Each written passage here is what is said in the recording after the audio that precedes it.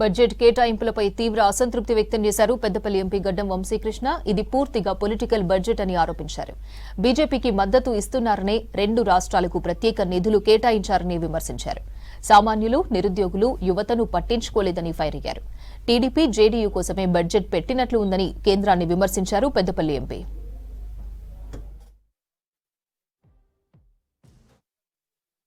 Totally political budget present చేయడం జరిగింది.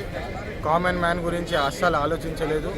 కేవలం బీహారు, ఆంధ్రప్రదేశ్ వాళ్ళు ఏదైతే బీజేపీ పార్టీకి మద్దతు తెలుపుతున్నారో ఆంధ్రప్రదేశ్కి స్పెషల్గా 15,000 కోట్లు అలాట్మెంట్ చేయడం జరిగింది. ప్రత్యేకంగా ఈ సంవత్సరానికి ఒకటే.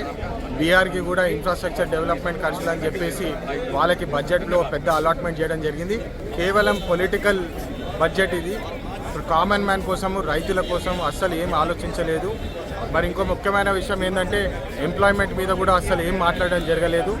4 కోట్ల మందికి ఎంప్లాయ్మెంట్ ఇస్తామని చెప్తున్నారు, కానీ భారతదేశంలో 150 కోట్ల మంది జనాభాలో 60% మంది యూత్ ఉన్నారు. ట్యాక్సులు కూడా short term gains, long term gains అని చెప్పి పెద్ద ట్యాక్సులు పెట్టడం జరిగింది. ఈ బడ్జెట్ అసలు టోటల్ ఫ్లాప్ బడ్జెట్. కేవలము ఆంధ్రప్రదేశ్, బీహార్కి చేసిన బడ్జెట్ అని చెప్పి ఈ సందర్భంగా మీ అందరికీ తెలియజేస్తున్నాను. టోటలీ పొలిటికల్ బడ్జెట్ ప్రజెంట్ చేయడం జరిగింది. కామన్ మ్యాన్ గురించి అస్సలు ఆలోచించలేదు. కేవలం బీహారు, ఆంధ్రప్రదేశ్ వాళ్ళు ఏదైతే బీజేపీ పార్టీకి మద్దతు తెలుపుతున్నారో ఆంధ్రప్రదేశ్కి స్పెషల్గా 15,000 కోట్లు అలాట్మెంట్ చేయడం జరిగింది. ప్రత్యేకంగా ఈ సంవత్సరానికి ఒకటే. బీహార్కి కూడా ఇన్ఫ్రాస్ట్రక్చర్ డెవలప్మెంట్ ఖర్చులు అని చెప్పేసి వాళ్ళకి బడ్జెట్లో పెద్ద అలాట్మెంట్ చేయడం జరిగింది. కేవలం పొలిటికల్ బడ్జెట్ ఇది. కామన్ మ్యాన్ కోసము, రైతుల కోసం అస్సలు ఏం ఆలోచించలేదు.